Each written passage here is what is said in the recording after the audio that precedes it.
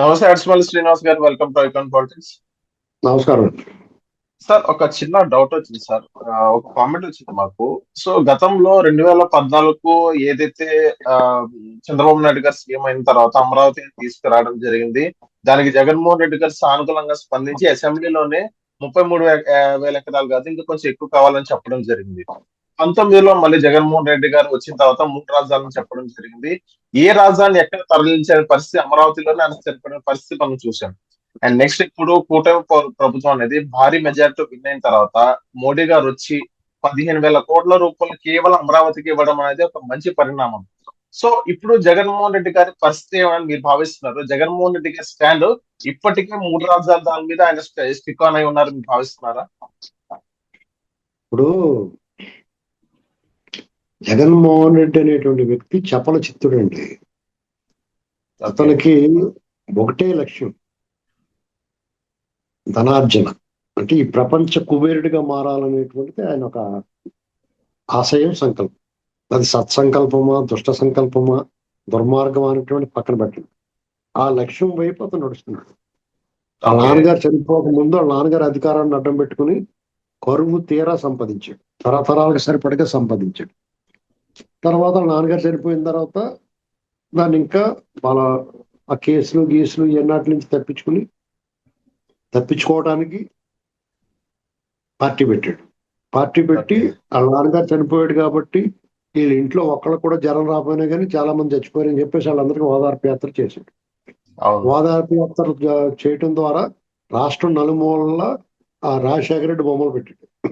అంటే ఇప్పుడు రాజకీయ నాయకులు, మహనీయులవి, కవులు, కళాకారులు, ఇలాంటి వాళ్ళకి చాలా గొప్ప వ్యక్తులవి, సమాజాన్ని ప్రభావితం చేయగలిగిన వాళ్ళ విగ్రహాలు పెట్టడం తప్పు కాదు.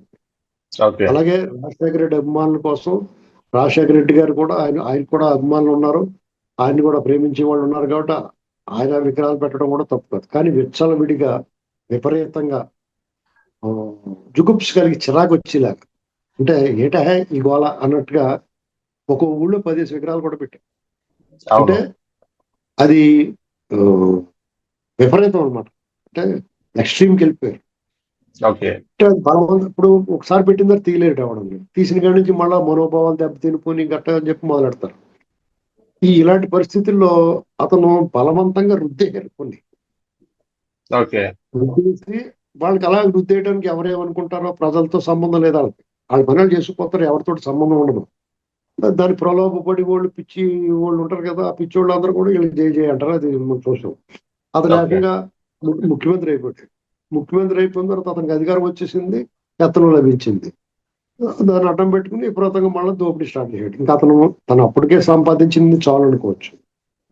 లేదా ప్రజల్లో మంచి పేరు తెచ్చుకుందాం, ఇంకా డబ్బు అయితే సంపాదించాం కదా, మంచి పేరు తెచ్చుకుందాం, తనమే పట్ట మార్కు తుడుచుకుందాం, జైల్లో 16 నెలలు గడిపాం మనం, దాని నుంచి బయటపడి మార్గం చూసుకోవచ్చు. కానీ మళ్ళా సేమ్ నేనే శాశ్వతంగా ఉంటాను, నన్ను ఎవడు ఏం చేస్తాడో, ఈ డబ్బుతోటి దేనైనా కొనొచ్చు అనేటువంటి పిచ్చిలో ఉండి ఆయన అది కొంతవరకు పాక్షికంగా సఫలమయ్యాడు అతను. ఎందుకంటే వాళ్ళకి కూడా కొన్ని వ్యవస్థలు అతని అధీనంలో ఉన్నాయి, కొంతమంది వ్యక్తులు, అధికార యంత్రాంగం అతనికి అనుకూలంగా పనిచేస్తున్నారంటే ఆ ధనం తాలూకు ప్రభావమే, అతను అక్రమార్జన తాలూకు ప్రభావం అది. ఎందుకంటే ఎవరిని పడితే వాళ్ళు కొని పడేసాడు.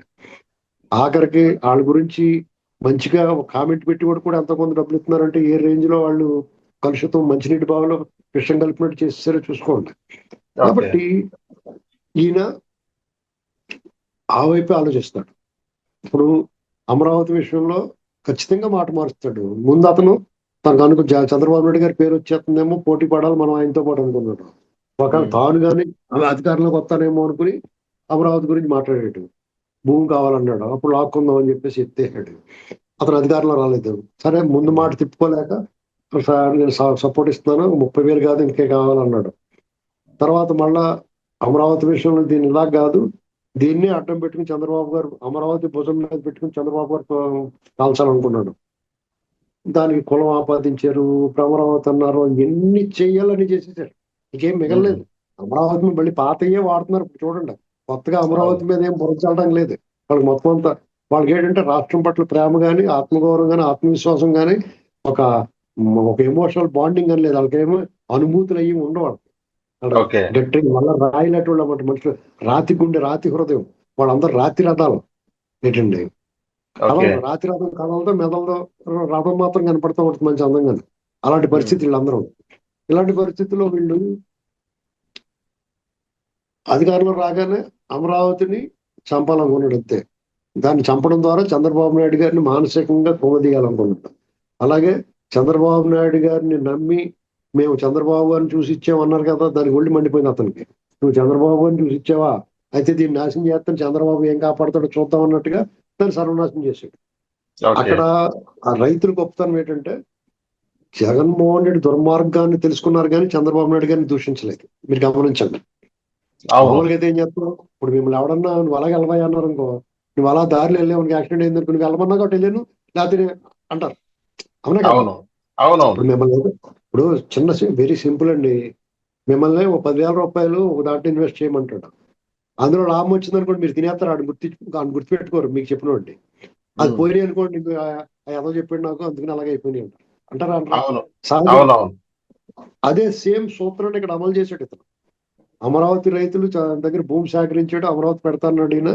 దాన్ని పాడు చేసినోడు, ఇప్పుడు జనం కూడా అలాగ ఉంటారు, పాడు చేసినోడు గురించి మాట్లాడరు. నువ్వు నన్ను అనవసరంగా దింపే విధులో అంటారు తప్ప ఈ దుర్మార్గం చేసినోడు మర్చిపోతారు. సహజంగా అవును. జరిగేది. కానీ ఇక్కడ అవును. రైతులు చాలా విచక్షణతో సమయం సహనంతో వ్యవహరించారు. ఎక్కడ దుర్మార్గం ఉందో ఎక్కడ పుణ్యం ఉందో అక్కడే రచ్చేశారు. కాబట్టి వాళ్ళ అవును. అమరావతి వాళ్ళకి దక్కింది. చూసారా? అవును. మీకు ఎప్పుడు కూడా అవును. ధర్మాన్ని రక్షిస్తే ధర్మమే మిమ్మల్ని రక్షిస్తుంది. మీరు సరైన మార్గంలో వెళ్తే గమ్యాన్ని చేరుకుంటారు.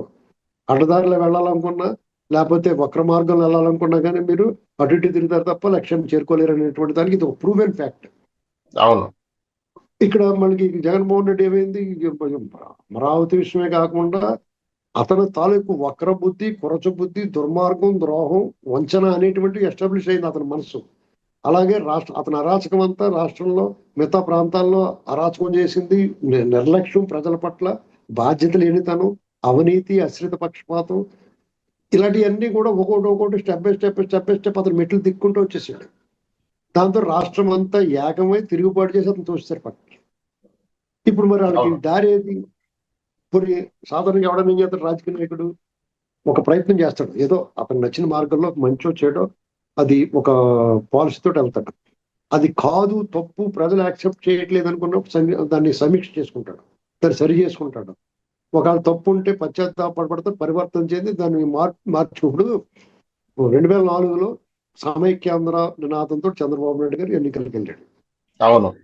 రాజశేఖర రెడ్డి గారు అందరినీ కూడగట్టుకుని బషీర్బాగ్ కాల్పులతో సహా అన్ని ఫ్రేమ్ చేసుకుని తెలంగాణ వాదానికి మద్దతు ఇస్తూ టిఆర్ఎస్, కమ్యూనిస్టులు, కాంగ్రెస్ ఇలా చిన్న చితక పార్టీలన్నీ కలిపి పొత్తు పెట్టుకుని వెళ్ళాయి. అవును. చంద్రబాబు నాయుడు గారు తెలుగుదేశం పార్టీ కూటమి ఓడిపోయింది. చంద్రబాబు నాయుడు గారు ఏం చేశారు, 2009 వచ్చేటప్పటికి సమీక్ష చేసుకుని తెలంగాణ దాని మీద ఎర్రనాయుడు గారు కమిటీ వేసి రాష్ట్రం అంతా పర్యటించి తెలంగాణ రాష్ట్రం విభజనకి అనుకూలమా సానుకూలమా అనేటువంటి రాష్ట్రం అంతా పర్యటించి వాళ్ళు అభిప్రాయ సేకరణ చేసి వాళ్ళ పాలసీకి వచ్చి తెలంగాణకు అనుకూలంగా మారారు. అవును. అయినా మళ్ళీ ఓడిపోయారు. దానికి రకరకాల కుట్రలు, కారణాలు అన్ని బోడని ఉన్నాయి. అప్పుడు కూడా సరే వాళ్ళు తెలంగాణకు అనుకూలంగా మారినా ఓడిపోయాం కాబట్టి మళ్ళీ తెలంగాణకు వ్యతిరేకంగా మారలేదండి. వాళ్ళు ఏంటంటే అక్కడ మారిన పరిస్థితులు ఏంటి, ఎందుకు ఓడిపోయినటువంటి సమీక్ష చేసుకున్నారు. అక్కడ చిరంజీవి ఫ్యాక్టర్ ఉంది, జయప్రకాష్ నారాయణ ఫ్యాక్టర్ ఉంది, రాజశేఖర రెడ్డి కుట్రలు ఉన్నాయి, ప్రజలను భావోద్వేగాలు రెచ్చగొట్టి ఆంధ్ర ప్రజల్ని నంద్యాలలో 5 గంటలకు టైం చూసుకుని తెలంగాణకు వ్యతిరేకంగా మాట్లాడాడు రాజశేఖర రెడ్డి. తెలంగాణ ఎలక్షన్ అయిపోయిన పచ్చి వంచన ఉంది.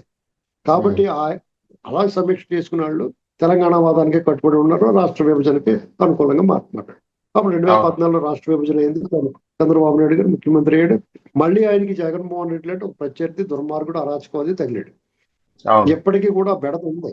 ఎందుకంటే దురదృష్టం ఏంటంటే చంద్రబాబు నాయుడు గారి ప్రత్యర్థి ఏమో అత్యంత అరాచకవాది, అవినీతిపరుడు, దుర్మార్గుడు, అసలు మానవత్వం. జగన్ ప్రత్యర్థి ఏంటంటే చంద్రబాబు నాయుడు సౌమ్యుడు, స్థితప్రజ్ఞుడు, రాజనీతిజ్ఞుడు, ప్రజల పట్ల బాధ్యత ఉన్నవాడు తగిలాడు. కాబట్టి ఎప్పుడు కూడా జగన్మోహన్ రెడ్డి పై చేయిగా కనిపిస్తాడు అలా అరాచకంలో. కానీ అంతిమ విజయం చంద్రబాబు నాయుడు గారు లాంటి వస్తుంది. మొన్న ప్రూవ్ అయింది అది ఏంటండి. ఇప్పుడు కూడా అంతే. మళ్ళీ ఇప్పుడు అతను 3 రాజధానుల మీద కట్టుకోవడం మేము అన్నట్టుగా మాట్లాడుతున్నారు కొంతమంది నాయకులు, అడ్డగోలుగా మాట్లాడతారు. అమరావతి నుంచి వస్తే నిప్పులు పోసేసుకోవాలి. కానీ చావు దెబ్బ కొట్టారు ప్రజలకి. అలాగే చంద్రబాబు నాయుడు గారు అమరావతి రీస్టార్ట్ ఘనంగా ప్రారంభించి జగన్మోహన్ రెడ్డి మానసికంగా కోలుకొని దెబ్బ కొట్టాడు. ఎందుకంటే అవును. ఇంకా 4 ఏళ్ళు ఉంది. ఇక రేపు ఎల్లుండి ఎలక్షన్స్ లేవు. 4 ఏళ్ళు అమరావతి వైభవాన్ని, అక్కడ జరుగుతున్న పనుల్ని చూసి కళ్ళంబడ రక్తం కారుద్ది వాళ్ళకి. ఏ ఉమ్, రకంగా అయినా సరే దాన్ని విధ్వంసం చేయాలని కూడా చేసిన వెంటనే వాళ్ళు అబ్జర్వ్ చేస్తారు. తప్పులు వాళ్ళు తప్పులు చేయనిస్తారు. చేసిన వెంటనే లోపల పడేస్తుంటారు. చూడండి అవును. హాస్పిటల్ జరుగుతాయి ఇక్కడ నుంచి. ఎందుకంటే నిన్న ఓకే. మొన్న తగలబెట్టారు అక్కడ ఆ పైపులు. దాని మీద అవును. వాళ్ళు ఎవరో మనం అనుకుంటున్నాం పట్టించుకోలేదని. దానికి ఎవడో లోపలేస్తారు చూడండి. దాని కారణం అవును. ఎవడో కూడా మూలాలు తీసుకెళ్తారు. ఇలాగా ఉమ్, అతనికి ఇప్పుడు జగన్మోహన్ రెడ్డి నైతిక స్థైర్యం దెబ్బతింటుందా తినదాన్ని పక్కనట్టు అతను అలాగే ఉంటాడు. కానీ అతను కూడా ఉన్న వాళ్ళు నైతిక స్థైర్యం దెబ్బతిని ఇప్పటికీ ఎలక్షన్ ముందు చాలా మంది పోయారు అతనితో ఓకే. సరిపడక. Election okay. అప్పుడు కొంతమంది పోయారు, ఎలక్షన్ ఫలితాలు వచ్చినారు కొంతమంది పోయారు. ఈ క్రమంలో ఇప్పుడు ఇతను వ్యవహార శైలి చూసి ఇక దీని భవిష్యత్తు లేదనుకున్నాడు ఆ పార్టీలో ఎవడో ఉంది. అవును. ద్వితీయ తృతీయ శ్రేణి నాయకులతో పాటు క్యాడర్ కూడా చల్లాచెదురైపోతుంది. ఎందుకంటే అందులో ఆయనకు ఓట్లు వేసిన వాళ్ళు చాలా మంది సంక్షేమ పథకాలు అతను బటన్ నొక్కడం వల్ల లబ్ధి పొందిన వాళ్ళు ఉన్నారు. అంతకు మించి అవును. లబ్ధి వస్తుంది. అంతకు ఎస్. మించి అవును. వస్తుంది. 2,000 పెన్షన్ 3,000 చేయడానికి అతను 5 ఏళ్ళు పడితే 4,000 చేస్తారు వీళ్ళు. ఒకటో అవును. తారీఖు అందంగా అందుతుంది. ప్రధానంగా 64 లక్షల మంది ఉన్నారండి వాళ్ళ కుటుంబాలు. 64 లక్షల కుటుంబాలకు అందుతుంది. రేపు తల్లికి మందు ఈ నెలలో వేసేస్తున్నారు. రైతు భరోసా వేస్తున్నారు. ఆ రైతులు గిట్టుబాటు ధర ఒకటి ఉంది. ధరల స్థిరీకరణ దాన్ని వాళ్ళు దృష్టి పెట్టాలి ప్రభుత్వం. వరి వరి వరి రైతులు, వరి పండించే రైతులకి ఆ ధాన్యం ధర సరిగ్గా లేదు. కొన్ని ధరలు స్థిరీకరణ చేయాలి. వాటికి ఆదుకోవాలి. అలాంటి కొన్ని ఓకే. వీళ్ళు చేస్తారు. చెప్తే ఎవడన్నా చెప్తే వింటారు వీళ్ళు. జగన్మోహన్ రెడ్డిలా మూర్ఖంగా పోరు. కాబట్టి అతను 40% వచ్చింది అనుకుంటున్నాడు కదా. ఆల్రెడీ 10-15% పోయింది అతని దగ్గర నుంచి. ఓకే. ఉన్న 15% కూడా వీళ్ళు మిగతా పథకాలన్నీ అమలు చేసిన తర్వాత ముఖ్యంగా లా అండ్ ఆర్డర్ ప్రశాంతంగా హాయిగా కాళ్ళు ఆరుజాకుని ఇంట్లో పడుకుంటున్నాం మనం. ఓ పక్కన పిల్లలకు ఉద్యోగాలు వచ్చే అవకాశం కనపడుతుంది. పెట్టుబడులు ఉన్నాయి. ప్రతిరోజు శుభవార్త తింటున్నారు. ఇంతకన్నా అవును. ఆనందం ఏముంటుంది? బోరు బాబు వద్దురా బాబు మళ్ళీ ఆడు. ఎందుకని జగన్మోహన్ రెడ్డిని ఇంకా కూటమిలో ఉన్న వాళ్ళు తలుచుకుంటున్నారు కానీ ప్రజలు మర్చిపోయారు. అవును. వాస్తవం. అతను వద్దు బాబు అనుకుంటున్నారు. ఆ పీడకాలు మాకు వద్దు మేము తలుచుకోమంటున్నారు. కాబట్టి జగన్మోహన్ రెడ్డి భవిష్యత్తు లేదండి ఇంకా. అదే ఓకే. పైగా అన్ని నదులు సముద్రం వైపు కదిలినట్టుగా అన్ని కేసులు కూడా అతను అంతఃపురం వైపు వెళ్తున్నాయి. డెఫినెట్ గా జగన్మోహన్ రెడ్డి అనేటువంటి వాడు ప్రాసిక్యూషన్ నిలబడాలి. అతను పాత కేసులు ఎప్పుడైతే ఇది ప్రాసిక్యూషన్ మొదలవుతారో, ఎప్పుడైతే లోపల పెట్టారో పాత పాత కేసులు బెయిల్ అన్ని రద్దు అయిపోతాయి. అంటే ఇంక జీవితకాలం జైల్లో ఉండాలి. పైగా వాళ్ళు చేసిన నేరాలు 2-3 జన్మలు సరిపడగా ఉన్నాయి. కాబట్టి ఉమ్, జగన్మోహన్ రెడ్డి భవిష్యత్తు అయోమయం, అంధకారం. అతను కూడా ఉన్న వాళ్ళకి ఇంకేముంటుంది? అతనికి అయోమయం, అంధకారంగా ఉంటాయి. ఇక్కడ అవును. కూటమి ప్రభుత్వం చేయాల్సింది ఏంటంటే రికవరీ. నేను మళ్ళీ చెప్తున్నా, రికవరీ చేయాలి. ఊరికే ఓకే. వాళ్ళు జైల్లో పెట్టి ఆ డబ్బులతోటి వాళ్ళ తరాల తరాలు బతకడానికి కోర్టుకి లాయర్లు ఖర్చు పెట్టుకోవడం కాదు, మొత్తం సీజ్ చేయాలి. వాళ్ళ ఓకే. జేబులో సోడా సోడా తాగడానికి కూడా డబ్బులు ఉండకూడదు. ఓకే. ఎంత ఓకే. కఠినంగా వ్యవహరించాలి. ఓకే. అడ్డగోలుగానే సరే వ్యవహరించాలి. ఇది ఓకే. ఇలా చేయకపోతే వాళ్ళు మళ్ళీ ఆ పాము తోకలో ప్రాణం ఉంటుంది. డబ్బు ఏదైనా చేస్తుంది. ఇప్పుడు సీతారామయ్య ఉన్నాడు. అతని ఉమ్, మీద తీవ్ర నేరారోపణ. అతను ఆ, రౌడీ షీట్ ఓపెన్ చేయాలి. కిడ్నాప్ చేసాడు. మహిళను వేధించిన కేసు. దానికి ఉండవల్లి అరుణ్ కుమార్ మిలాఖత్కి వెళ్ళి అతనితో మాట్లాడొచ్చాడంటే అలాంటి వాళ్ళు సమాజం వెలివేయాల్సిన పరిస్థితుల్లో వాళ్ళకి మద్దతుగా ఉన్నారంటే మరి ఏమనుకోవాలండి మనం ఈ సమాజం పట్ల? అంటే ఒక సామాన్యుడు చుట్టమో దగ్గరోడు వెళ్ళాడంటే 2 సార్లు ఎంపీ చేసి ఒక బాధ్యతాయుత స్థానాల్లో ఉండి ప్రజలకు 10 మంచి మాటలు చెప్తున్నాను అనుకున్నాడు అతను. అలాంటి వాడు వెళ్ళి ఏ సమాజం ఏ సంకేతం ఇస్తున్నాడండి సమాజానికి? అవును. అటువంటి వాళ్ళని బహిరంగంగా చెప్పాలా, నువ్వు తప్పు చేసేవయ్యా, నువ్వు ఇలాంటి పని చేయకూడదు, నువ్వు అంత పెద్ద చదువు చదువుకుని నువ్వు అలా బూట్లు నాకి కార్యక్రమం చేయకూడదని చెప్పాలా. అలా చెప్పడం మానేసి అతను మిలాఖత్తుకి వెళ్ళి అతనికి ఏదో వెనకాల కుట్రలు చేస్తూ ఉంటారు. ఆ కుట్రలు వీళ్ళు ఈ రాష్ట్రాన్ని అభివృద్ధి చేస్తారా, లేకపోతే పెట్టుబడులు తీసుకొస్తారా, ఈ ఇతను చేసిన విధ్వంసం సరి చేస్తారా, వీళ్ళు కుట్రల్ని ఎదుర్కొంటారా? అసలు ఇన్ని బాధ్యతలు ఒకేసారి మీద పడతామనేటువంటిది కూటమి ప్రభుత్వానికి పెద్ద టాస్క్ అయిపోయింది.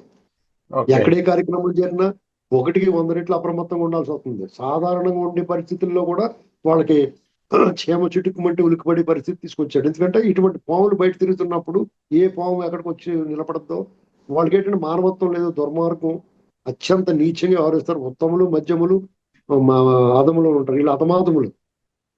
వాళ్ళతో చాలా ఓకే. ప్రమాదం. పైగా వాళ్ళు ఏంటి బయట ఉన్నప్పుడేమో అధికారంలోనూ రెచ్చిపోయారు, ఇప్పుడు కూడా బయట ఉన్నప్పుడు రెచ్చిపోయి మాట్లాడతారు. వాళ్ళు ఎప్పుడైతే కేసు నమోదైందో పారిపోతారు. చూసారా, రోడ్డు అవును. మీద వచ్చి గట్టిగా మాట్లాడతారు. ఇదివరకు ఏం చేసేవారు, వాళ్ళు వచ్చి రోడ్డు మీద వచ్చి దెబ్బలాడి తెలుగుదేశం వాళ్ళు లేకపోతే ఇంకొకళ్ళు కొట్టి పోలీసు వెంకలు దాక్కునేవారు. ఇప్పుడు ఏం అవును. చేస్తున్నారు, నోటికి వచ్చినట్టు మాట్లాడి మీడియా ముందు, తర్వాత పారిపోతున్నారు కేసులు పెడతారు. అవును. ఎవడన్నా యుద్ధం ఎదురుగా నిలబడి చేసి పడుతుంటే యుద్ధం చేస్తారు కానీ పారిపోయి పడుతుంది. యుద్ధం వేసేయాలా, వాళ్ళు పరిగెట్టి ఆయాసం వస్తుంది పరిగెట్టి పట్టుకోవటానికి, వాళ్ళు పరిగెట్టి పారిపోతుంటే ఆయాసం వచ్చేది కదా వాళ్ళు వెంకలు పరిగెడతానికి. ఏంటండి, అవును. ఆయాసపడి పరిగెట్టి పట్టుకున్నప్పుడు కొట్టాలా ఏంటి అర్థం అవ్వకుండా వాళ్ళతో అన్ని కష్టమే. ఓకే. ఏంటండి, దమ్ముగా ధైర్యంగా పెద్ద పుల్లు ఉత్సమాలు తోపులు అని చెప్తారు, వాళ్ళేమో కాగితం పుల్లు అని అర్థమవుతుంది. అయినా సరే వాళ్ళు రెచ్చిపోయి డంబికాలు మాట్లాడుతూ ఉంటారు. ఏదైనా ఓకే. ఇప్పుడు మొన్న అనిల్ కుమార్ యాదవ్ మొన్నటి దాకా దాక్కున్నాడు, మళ్ళీ వచ్చి మాట్లాడుతున్నాడు. ఏదో కేసు అవును. నమోదైతే మళ్ళీ దాని అయిపోతాడు.